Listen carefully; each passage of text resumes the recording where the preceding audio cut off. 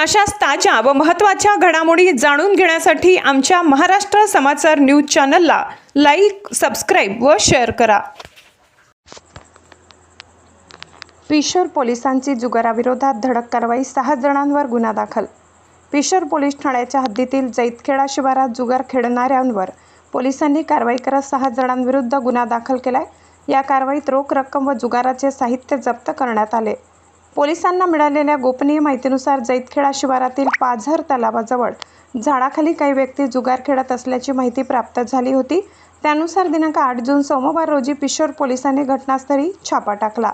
या कारवाई दरम्यान 6 आरोपी स्वतःच्या आर्थिक फायद्यासाठी झन्ना-मन्ना नावाचा जुगार पत्त्यांवर पैसे लावून खेळताना आढळून आले।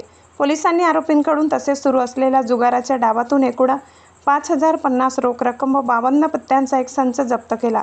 या प्रकरणी पिशोर पोलीस ठाण्यात गुन्हा क्रमांक 175/2026 अन्वये महाराष्ट्र जुगार प्रतिबंधक अधिनियम कलम 12 अंतर्गत गुन्हा नोंदविण्यात आलाय।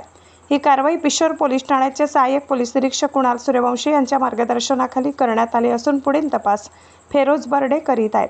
महाराष्ट्र समाचार न्यूज प्रतिनिधी मिलिंद कुमार लांडगे, छत्रपती संभाजीनगर, कन्नड, पिशोर।